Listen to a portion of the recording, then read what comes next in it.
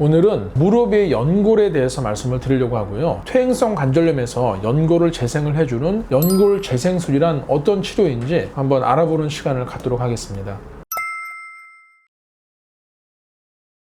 먼저 무릎 연골에 대해서 말씀을 드리려고 합니다. 무릎 연골은 이 뼈를 보호해주는 얇은 보호막이라고 생각하시면 돼요. 이 연골이 닳아져서 벗겨지다가 뼈가 드러나는 것을 퇴행성 관절염이라고 합니다. 그런데 옛날에는 이 관절염이 있으면은 그냥 인공관절 수술할 때까지 먹는 약으로 버티다가 관절이 많이 닳아지면은 인공관절 수술을 했거든요. 그런데 인공관절 수술은 좋은 수술이지만 불편합니다. 왜냐하면 타이타늄이라는 금속성 물질이 들어가는 건데 이 뼈를 상당 부분 깎아내고 거기에 금속을 씌우는 거예요. 그런데 그 금속 자체가 무겁기 때문에 보행하시는데 상당히 좀 힘이 드실 수 있고요. 또 수술 자체가 아무래도 근육 절개를 크게 하기 때문에 나중에 근력이 약해지는 단점이 있습니다. 무엇보다도 인공관절물에 세균이 감염되기가 쉽습니다. 그래서 인공관절 수술을 하신 분들은 항상 어떤 세균 감염이 될까봐 전전긍긍해 하시는 경우가 있거든요. 그래서 최근에는 인공관절을 하지 않고 그 전에 연골이 조금만 닳았을 때 연골을 재생을 하면 되지 않겠느냐, 이 연골 재생술이 탄생한 이유라고 말씀드릴 수 있겠습니다.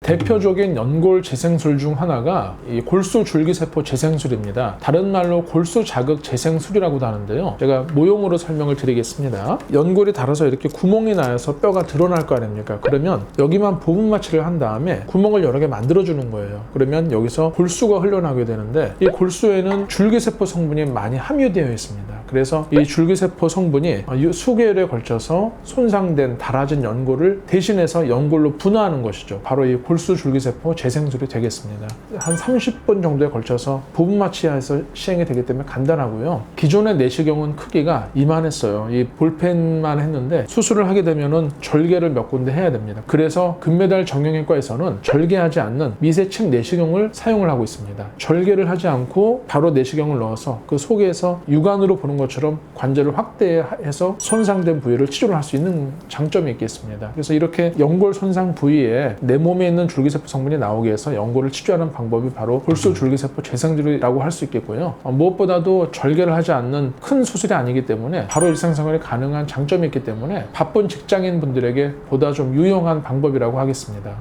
네, 두 번째 방법은 자가 골연골 이식술이 있습니다. 뼈와 연골을 같이 이식을 한다라고 보시면 되겠고요. 아까 이제 모형으로 제가 설명을 드렸는데 무릎에 이만한 구멍이 있다고 생각을 하시면 이해가 쉬우실 것 같아요. 보다 덜 중요한 부위에서 원기둥 모양으로 연골을 채취를 한 다음에 손상된 관절염에 있는 연골에다 삽입을 해서 끼워주는 것이죠. 한 번의 치료가 끝나고 바로 일상생활이 또 가능한 장점이 있어요. 그런데 단점은 좀 덜 중요한 부위의 연골을 빼내야 되기 때문에 그 부위에서 또 관절염이 발생할 수 있어요. 정상 조직을 손상을 시키는 단점이 있기 때문에 아주 제한적으로 이용을 하고 있습니다. 네, 다음으로 말씀드리는 방법은 자가연골 세포 이식술이 되겠습니다. 자가연골 이식술, 자가연골 재생술이라고도 표현을 하는데요. 이 방법은 손상된 연골이 있으면은 이 부위 외에 다른 부위에서 극소량의 연골 세포를 채취를 합니다. 그 다음에 이 연골 세포를 실험실에서 한 6주간 배양을 하는 거예요. 아주 정말 요만큼의 한 몇 미리 정도의 연골 세포가 배양이 되면 이만큼 증식을 하거든요. 그 증식된 연골을